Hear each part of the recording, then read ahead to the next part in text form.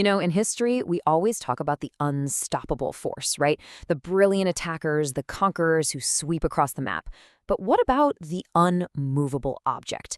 The person who just refuses to break, even when the odds are completely stacked against them. Well, today we're going to talk about one of the greatest defensive generals of all time, a man whose name basically means fortitude, Cao Ren, the unbreachable shield of Wei. All right, so here's how we're going to break this down. First, we'll get to know the man behind the legend. Then, we'll see how he earned his reputation in the fires of battle. After that, we'll dive into his most famous, almost unbelievable defensive stand. And finally, we'll look at the legacy he left behind. And as we go through his story, I want you to keep one big question in the back of your mind. What exactly does it take? What kind of person can become a literal fortress, a human shield for an entire kingdom? So, let's start at the beginning. Who exactly was this guy, this key player from China's epic Three Kingdoms period? Let's meet the man himself. Okay, so Cao Ren was active during one of the most wild and chaotic times in Chinese history. And he wasn't just some random soldier, he was actually the cousin of the famous warlord Cao Cao. Now, you might think that family connection gave him a leg up, and sure, it probably opened a few doors, but it was his sheer talent and reliability that made him one of Cao Cao's most trusted and indispensable commanders. And don't just take my word for it. His own boss, the brilliant and frankly very hard to please Cao Cao, called him a general of heaven. I mean, in that world, packed with ambitious rivals, getting an endorsement like that is everything. It shows you that Cao Ren's skill was just on another level, right from the start. But of course, a general of heaven isn't just born, they're made. They're forged in the heat of battle. And Cao Ren's reputation was built one victory at a time, over decades of constant brutal warfare. This is where he really learned his craft. His early career is just, wow, it's like a highlight reel. As early as 194, he's outmaneuvering a general who served under the legendarily fearsome Lu Bu.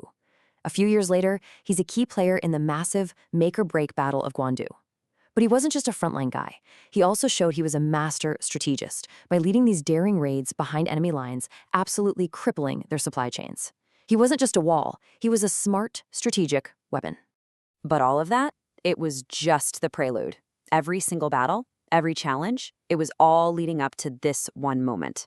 This was his ultimate test. A siege so famous, so desperate, that it would literally cement his name in history forever. Okay, so let's set the scene. The year is 219. The location is Fancheng, a super important strategic city. And who's leading the attack? Oh, just some guy named Guan Yu, the god of war himself. This was not just another battle.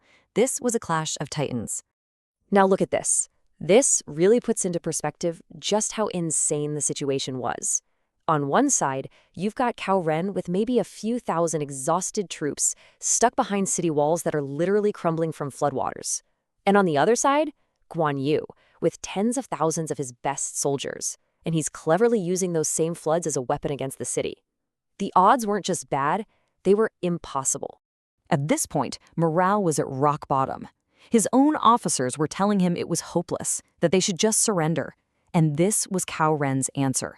He gathered his men, and with pure passion, he reminded them of their duty. He wasn't just giving an order, he was making a pact. He was telling them, I'm with you to the very end. That's real leadership. So how on earth did he do it? Well, it really came down to three things. First, pure inspiration. He was out there on the walls with his men, sharing the danger. Second, he was incredibly resourceful, using literally anything they could find to patch the walls. And third, he organized a defense that was just relentless, fighting off every single attack, day and night. And here's the kicker. This wasn't something that lasted for a few days or a week.